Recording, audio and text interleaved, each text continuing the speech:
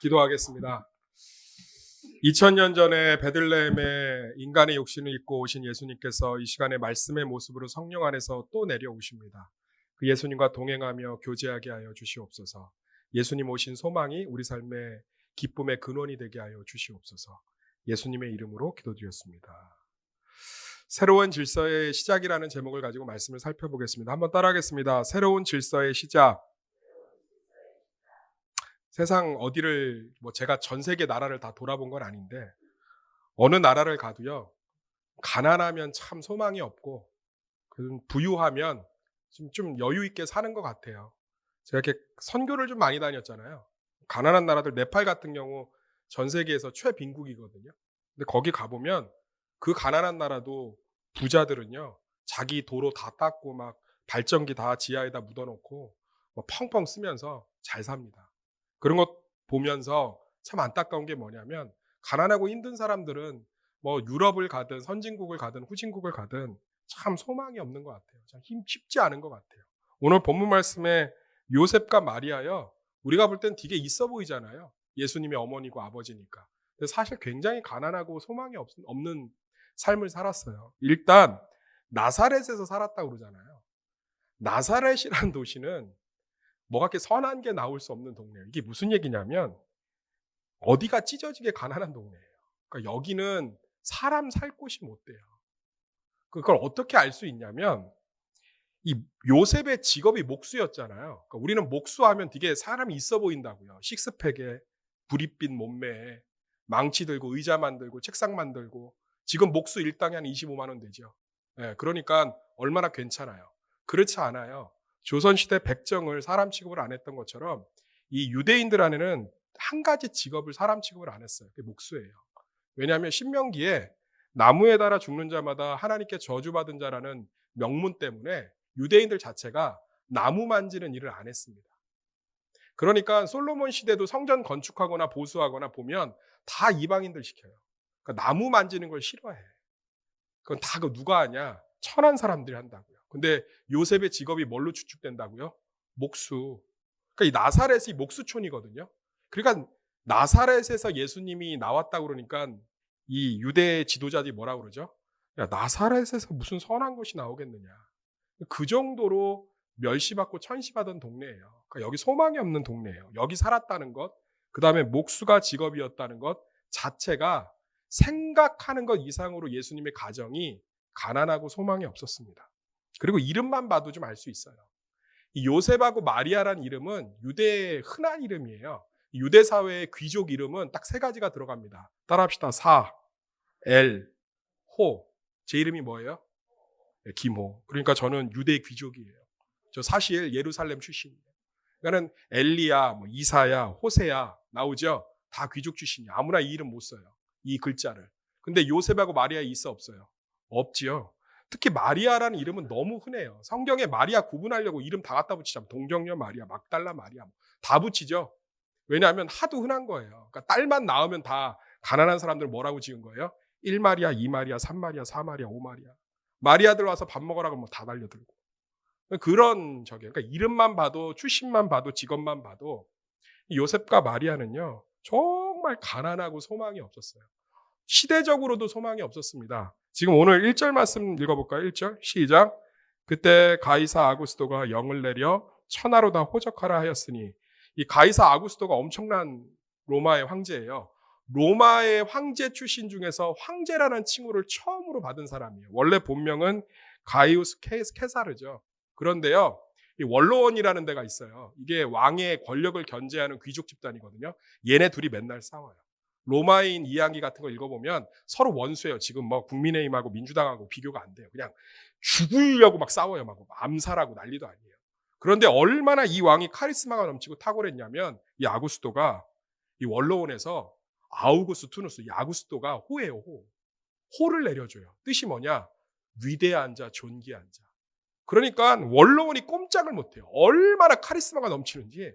진짜 문헌에 보면 이 가이사 아구스도 앞에 쓰면 숨이 막혀서 죽는 사람도 있었다고 그래요. 이런 카리스마는 어떤 건지 모르겠어요. 콩! 막 죽는 거예요. 그러니까 얼마나 강력한 지도자인지 알겠죠. 그런데 이 황제가 진짜 강력하게 다스렸던 게 뭐냐면 세금 정책이에요. 그러니까 로마는 자국 시민들에게 세금을 한 푼도 안 걷었습니다. 아니, 자국 시민들한테 세금 안 걷고 그 나라가 어떻게 이렇게 유지가 돼요? 자기네들이 지배했던 나라에서 다 뺏어요. 그러니까 이 가이사 아구스토가 얼마나 지독한 왕이냐면 세금만큼은 목숨을 걸어요. 딴 건 다 허용해요, 이방인들에게. 근데 세금 안 냈다. 그러면 로마 군대가 그 지역을요 거의 가루밖에 안 남겨요. 그러니까 오늘도 호적하러 명령했다는 건 뭐 뜯기 위해서요? 세금 뜯기 위한 거예요. 그러니까 온 유대에 호적 명령을 내려서 야, 다 등록해. 자식이 몇 명이고 재산이 몇 명이고 자동차 1600cc 타는지 2000cc 타는지 3000cc 타는지 다 등록하고 가. 그거에 따라서 세금 다 매길 거고 세금 안 내면 그 지역 초토화시킬 거야. 그러니까 환경적으로 삶적으로 요셉과 마리아에게는 소망이 없어요. 근데 뭐 우리도 좀 비슷하지 않습니까? 우리 삶에도 뭐가 그렇게 소망이 좀 넘치겠어요. 그죠? 아무것도 없지. 금리는 오른다고 그러죠. 물가가 정신없이 오르죠. 외식 물가가 20%가 올랐다며요. 햄버거가 23% 올랐대요. 나 그거 듣고 너무 절망해갖고 하나님께 기도했어요. 다른 건 몰라도 햄버거는 잡아주세요, 주님. 나에게 어찌하여 이렇게 흑암 가운데 두십니까? 막 절규했어요. 이건 아닙니다, 주님. 어떤 권사님 얘기하는데 양파가 230% 올랐대요. 뭐 살겠어, 이거 살겠어. 회사나 일터 사정도 뻔하지요. 자녀들 공부하는 거 보면 인생에 정해진 룰도 좀 뻔하지요. 우리 삶에 소망이 없다고요. 실제로 왜 그렇게 힘이 안 나고 얼굴이 울상이냐, 연말이 돼도 기쁘지가 않냐? 뻔하기 때문에 소망이 없는. 이것을 이사야 9장 2절 말씀이 이렇게 표현했습니다. 흑암에 행하던 백성이 큰 빛을 보고 사망의 그늘질 땅에 거주하던 자에게 빛이 비치도다. 이 당시 상황이 어떻대요? 흑암이래요, 흑암. 흑암. 이 절망의 상황 가운데 예수 그리스도가 오신 줄 믿습니다. 우리 삶의 참된 소망이 예수 그리스도인 줄 믿습니다. 우리 삶이 뻔할 것 같아도요, 예수님이 계시기 때문에 소망의 삶인 줄 믿습니다. 우리 삶이 흑암 가운데 있어도요, 앞이 캄캄하게 안 보이고 이 빚을 어떻게 갚을 거고 이 건강에서 어떻게 헤어나올 거고 이 자녀들을 어떻게 할 건지 답답해도요, 우리 삶 가운데 예수 그리스도가 계시기 때문에 소망인 줄 믿습니다. 오늘 정말 예수 그리스도가 계심이 왜 우리에게 소망인지 오늘 말씀을 통해서 은혜 누리시기를 예수의 이름으로 축원합니다. 첫 번째로요, 강보에 쌓인 축복이에요. 한번 따라하겠습니다. 강보에 쌓인 축복. 우리 7절 말씀 한번 읽어보겠습니다. 7절 말씀 시작. 첫 아들을 낳아 강보로 싸서 구유에 뉘었으니 이는 여관에 있을 곳이 없음이로라. 여기 보시면 아기를 뭘로 쌌다고 그러죠? 강보로 쌌다고 그러죠. 절대로 아기는 강보로 쌓지 않습니다. 이 당시 아무리 가난해서 피죽을 끓여 먹어도 아기는 강보에 싸지 않아요. 아기는 어디다 싸냐면 최소한 담요나 린넨에 쌉니다. 강보가 뭐냐고요? 유대인들에게 외투예요, 외투. 이거는 더럽고 거칠고 먼지가 많고 낡아서요, 절대로 신생아를 쌀 수 없습니다. 그런데 이 강보 가운데 예수님이 쌓였어요. 우리가 예수님이 우리 가운데 오신 걸 믿으십니까? 예수님 지금 우리 예배 가운데 함께 계신 거 믿으십니까? 그런데 왜 우리는 여전히 그분이 오신 기쁨을 못 누리느냐? 강보의 비밀을 깨닫지 못해서 그래요. 강보는 초라한 정도가 아니라 아기를 쌀 수 있는 천이 아니라고요. 옛날에 제가 그 뉴스 봤는데 뭐 시어머니가 매운 김치를 입으로 빨아갖고 자기 자녀에게 넣어준 것 때문에 뭐 출입금지를 당했다고 하더라고요. 아니, 먹일 수도 있지 뭐. 그런데 이 강보의 아기를 쌌다는 건요, 정말 상상할 수도 없는 거예요. 그런데 하나님의 축복이 항상 이렇게 온다는 거예요. 이게 우연이 아닙니다. 우리가 볼 땐 강보인데요, 그 안에 메시아가 있었는 줄 믿습니다. 다 축복은 이런 모습으로 와요. 예수님이 화려하게 오는 게 아니에요. 막 분명한 응답 가운데 뭐 하늘 진동하고 오시는 게 아니고요, 초라하고 더러운 강보 가운데 온다고요. 사람들은 알았을까요? 그 강보에 쌓인 아기가 자신들을 흑암 가운데 구원할 메시아라는 걸? 사람들은 알았을까요? 아구스토의 명령을 따라서 그 먼 거리를 250km 되는 거리를 그렇게 힘겹게 세금 내려고 가는 그 기구한 소망 없는 가난한 인생이 결국은 미가서의 예언을 성취하기 위해서 그 첫걸음을 뗐다라는 걸 알고 있을까요? 나사렛에서 떠난 그 걸음으로 말미암아 다시는 고향으로 돌아갈 수 없지만 애굽으로 내려가서 세금을 피하고 아기 예수 키울 수 있는 모든 안정적인 환경을 다 제공받은 축복이었다는 걸 알았을까요? 사랑하는 성도님들, 제가 정말 안타까워서 하는 말인데 하나님의 축복은 강복 가운데.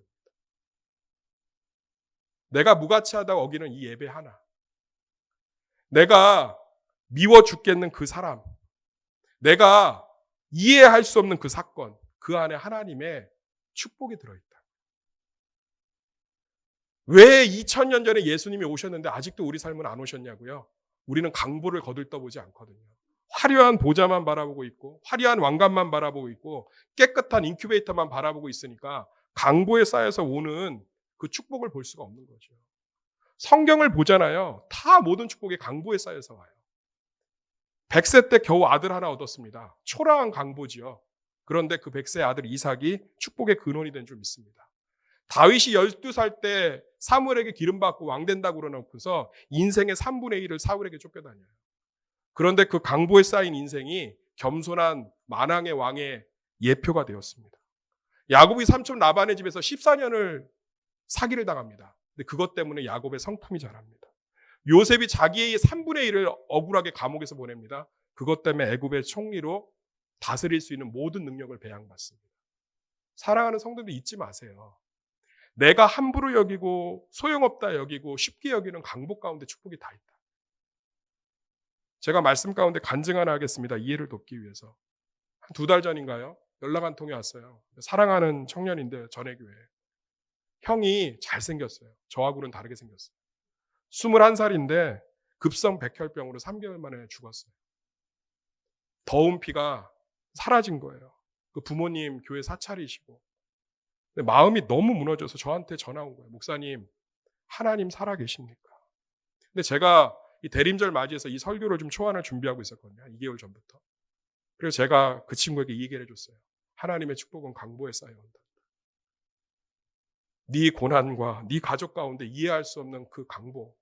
아기를 쌀 수 없는 거예요. 낡은 천입니다. 사람들이 거들떠보지 않아요. 강보를 아무리 들고 다녀봤자 그 안에 악이 있다고 생각하지도 못해요. 내 말이 너에게 무슨 위로가 되겠냐마는 항상 하나님의 축복은 강보에 쌓여온다. 너희 가정에 닥친 그 아픔의 강보 안에 하나님의 축복이 있기를 소망한다. 어젠가 전화가 왔어요. 2개월 동안 하나님이 자기의 가족을 위로하시고 2개월 동안 자기 삶 가운데 역사하신 하나님을 얘기하면서 얘기하더라고요. 목사님 말이 맞았습니다. 축복은 강보에 쌓여서 옵니다. 사랑하는 성도님들, 제발 보자 바라보지 마시고요. 화려한 거 바라본 거, 내 드러내는 거 이런 거 바라보지 마시고요. 한번 눈을 초라한 강보에 바라보십시오. 초라하게 매일 말씀 붙드는 거, 초라하게 주일 성수 지키는 거, 초라하게 하나님 앞에 나오는 거, 우리 가족들 힘들어할 때 한 번 더 기도해주고, 우리 지체들 나 속상하게 할 때 주님 앞에 내려놓고, 이 초라한 강보 안에 진짜 우리 삶에 소망의 빛이 들어있는 줄 믿습니다. 따라합시다. 축복은 강보에 쌓여옵니다. 할렐루야. 2번째로요. 피난처가 되신 예수예요. 한번 따라하겠습니다. 피난처가 되신 예수. 5절하고 6절 한번 읽어볼까요? 5절, 6절. 시작.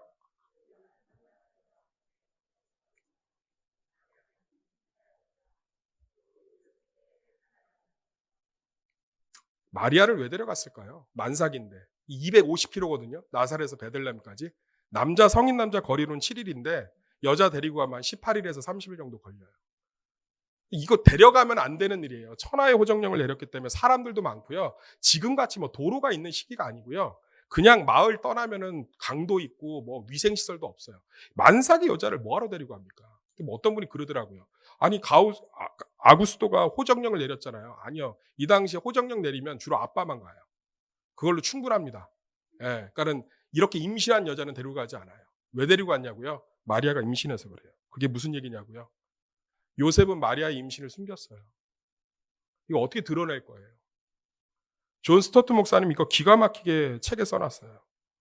만약에 결혼도 하기 전에 여자가 임신하면 이 여자 100% 돌로 맞아 죽어야 돼요. 유대인의 형법이에요.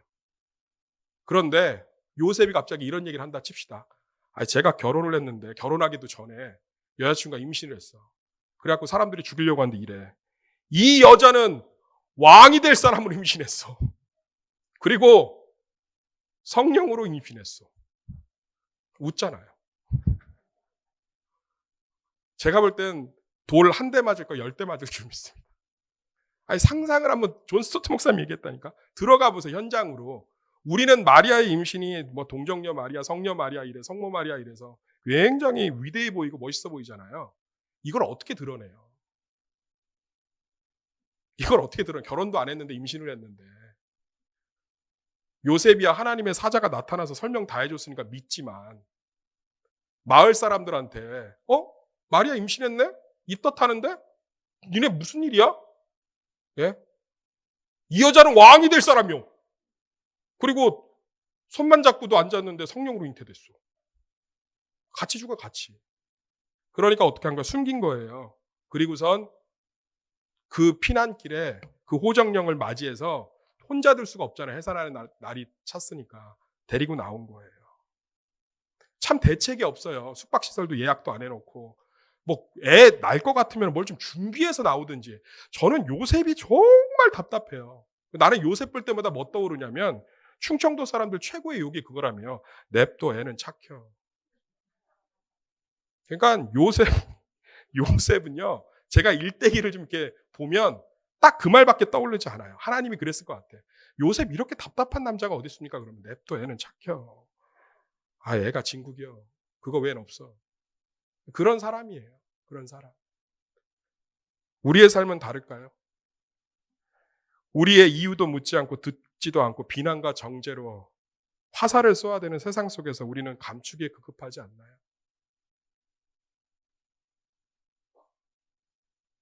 피난처가 없는 삶 같잖아요. 요셉에게 피난처가 어디 있어요? 숨길 데가 없어서 이제는 끌고 나와야 돼요. 한복판으로. 존재론적 사랑을 경험한 적이 있으십니까? 최근에? 없죠. 나를 낳은 부모조차 내 행동과 그에 따른 결과로 나를 평가하는데 공부 잘하면 이뻐하고 못하면 두드러 패고. 제가 가슴 아픈 게 뭔지 아세요? 명동에 갔더니 프리허그 해준다고 뭐 누가 이렇게 들고 있더라고. 나도 가서 안겨봤어요. 형제한테 안겼어요. 자매한테 안기자. 그런데 옆에 사람이요. 거기에 안겨갖고 울고 있더라고. 제가 그거 보면서 가슴이 아팠어요. 자기 이름 석자도 모르는 사람이 단순히 존재론적으로 안아줬다는 마음으로 위로를 받는 이 가난한 시대를 살고 있구나. 피난처가 한 군데도 없구나. 팀 켈러 목사님의 죽음에 관하여 제가 이거 지금 부안의 그 성경 공부 교재로 선택해서 지금 연구하고 있는데 이 팀 켈러 목사님의 죽음에 관하여 책에 기가 막힌 게 써 있습니다. 현대 사회는 종교의 권위를 다 무너뜨려 놓고 이제는 정죄와 판단이라는 새로운 종교를 만들어냈다. 아니 우리 뉴스 같은 거 보면 말 한마디에 잘못했다고 뭐 벌떼처럼 달려들어서 사람을 완전히 매장시키지 않습니까? 이 팀 켈러 목사 이게 종교화됐다는 거예요. 종교화됐다는 거예요. 제가 예측 하나 할게요. 앞으로요 우리 자녀들이 살아갈 시대 우리 때보다 훨씬 더 가혹하고 냉철할 거예요. 실수 하나 하면 다 잡아 죽일 거고 다 끌어내릴 거예요. 피난처가 아무 데도 없습니다. 그 가운데 하나님이 예수 그리스도가 피난처 되어 주신 줄 믿습니다. 상황적으로도 환경적으로도 사람들에게도 아무 피난처가 없는 이 두 부부에게 예수님이 피난처 되어 주셨다. 하나님이 피난처 되어 주셔서 애굽으로 피신하게 해서 거기서 다 애 키우게끔 도우십니다. 이게 복음의 자유함이요 기쁨인 줄 믿습니다. 세상에요 우리요 정말 살벌하게 평가받습니다. 남자들이 집에 오면 왜 그렇게 예민해지는지 아세요? 하도 평가받으니까. 저는 교회라도 하나님의 피난처를 경험한 사람들이 진짜 서로에게 피난처가 되어주길 간절히 소망합니다. 제가 어떤 새 가족이 등록을 했길래 물어봤어요. 어떻게 저희 교회를 등록하게 됐나요? 그랬더니 목사님이 잘생겨서요라고 얘기할 줄 알았는데 그 말은 안 하고 주변에 있는 교회를 다 다녀봤는데 새소망 교회가 제일 따뜻했어요. 제 말 그 말 듣는데 너무 행복하더라고요. 그때부터 제가 온풍기를 팍팍 드는 거예요. 더워서 반팔 입고 다닐 정도로. 우리 교회는 따뜻한 교회 만들겠다. 세상에 얼마나 피난처가 없습니까? 저 솔직히 이해해요. 남자들 예민한 거 이해합니다. 세상 어디 가도 마음 둘 곳 없는 거 이해해요. 요셉과 마리아도 그랬어요. 아기 낳을 곳 하나가 없고요. 임신했다는 거 성령으로 잉태돼서 축하받아야 되는데 어디 가서 얘기할 곳 하나가 없고요. 그 18일에 세금 등록하러 가는 길에 누구 하나 위로해 준 사람 없고요. 아기 낳았다고 분유 한 통 사주는 사람 없는 땡볕에 노출된 인생인 거 다 알아요. 그런데 예수님이 우리의 피난처 되어 주신 줄 믿습니다. 그게 우리의 참된 소망인 줄 믿습니다. 더 세상이 차가워질수록 우리는 서로의 피난처가 되어 줍시다. 더 세상이 차가워질수록 예수 그리스도가 우리의 참된 피난처 되시는 줄 믿습니다. 그게 우리의 따뜻함이 되시기를 이 겨울에 축복합니다. 마지막으로 세 번째, 이해할 수 없는 천대입니다. 한번 따라하겠습니다. 이해할 수 없는 천대. 7절 말씀 아까 읽었지만 한 번 더 읽겠습니다. 시작. 처자들을 낳아 강보로 싸서 구유에 뉘었으니 이는 여관에 있을 곳이 없음이로라. 구유는 아기를 낳을 곳이 아닙니다. 마구간은 아기를 낳을 곳이 아닙니다. 저는 도시에서 태어나서 도시에서 자라서 20대 청년 때까지 말구유에서 태어나시고 마구간에서 태어나신 예수님에 대해서 피상적으로 생각했습니다. 있어 보이는구나. 지푸라기니까 얼마나 좋을까. 선교를 갔는데 선교사님이 마구간에서 하루 자는 경험을 해주셨어요. 사람이 살 수 있는 곳이 아니에요. 일단 벌레가 많습니다. 저는 말구유도 그때 처음 봤습니다. 여물통이 깨끗하세요. 저 그날 밤에 참 많이 좀 마음이 아프고 울었어요. 이분은 말구유에 태어날 분이 아니십니다. 온 우주가 그의 요람이 되어도 모자란 분이십니다. 이분은 마구간에서 태어날 분이 아니십니다. 온 하늘이 그를 두루마기 삼아도 그의 탄생을 감당하지 못할 하나님이십니다. 그런데 그분이 우리를 위해서 구유에 태어나신 줄 믿습니다. 독일의 신학자 칼바르트가 이것을 이렇게 표현했어요. 그가 더러운 구유에 오심으로 우리는 하늘 보좌에서 태어나게 되었다. 마틴 루터가 이렇게 표현했습니다. 그가 핏덩이에 쌓여 더러운 구유에 놓임으로 말미암아 우리의 모든 죄가 사라지고 하나님의 품에 안기게 되었다. 구유는 자식이 태어나는 곳이 아닙니다. 우리 손자 손녀들 절대로 구유하고 마구간에서 태어나게 안 합니다.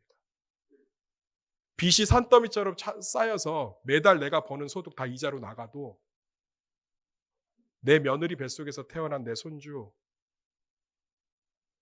구유에서 태어나게 안 합니다.